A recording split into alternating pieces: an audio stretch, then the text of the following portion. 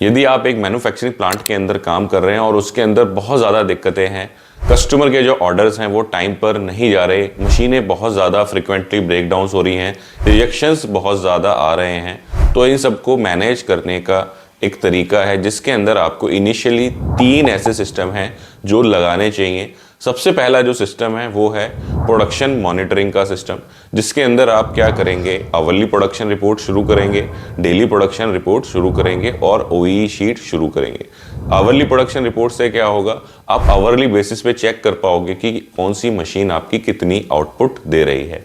Daily production report से आप daily का डेटा एनालाइज कर पाएंगे और ओई शीट से आप देख पाएंगे कि आपके प्लांट की जो एफिशिएंसी है वो कितने % पे चल रही है, आप ताकि उसकी आउटपुट को बढ़ा सको। इसके बाद जो दूसरा सिस्टम है वो है क्वालिटी कंट्रोल सिस्टम, जिसके अंदर आपको डेली का जो रिजेक्शंस निकल रहे हैं उनको मॉनिटर करना है, किस कारण से निकल रहे हैं उसको मॉनिटर करना है, रिजेक्शन % का ग्राफ बनाना है, आपको एनालाइज करना है,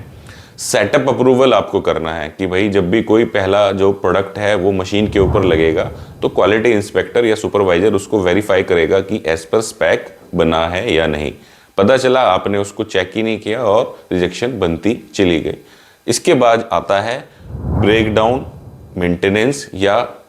पीएम, ठीक है, जिसके अंदर आपको क्या करना है, ब्रेकडाउन मेंटेनेंस को तो मॉनिटर करना है कि भैया कौन कौन से ब्रेकडाउन हो रहे हैं, कितने ज़्यादा ब्रेकडाउन हो रहे हैं। साथ ही साथ आपने प्रिवेंटिव मेंटेनेंस का जो प्लान है वो तैयार करना है, क्योंकि अगर आप पीएम करना शुरू कर दोगे तो आपको दिक्कतें नहीं आएंगी। यदि आपके पास जैसे बाइक है या स्कूटर है या गाड़ी है, अगर आप उसका टाइमली सर्विस करा रहे हैं, प्रिवेंटिव मेंटेनेंस करा रहे हैं, तो आपको कभी बीच रास्ते में खड़ा नहीं करेगी। लेकिन आप उसकी कभी कोई सर्विस ही नहीं कराते, बस चलाए जा रहे हैं तो आपको बीच रास्ते में ला करके खड़ा कर देगी।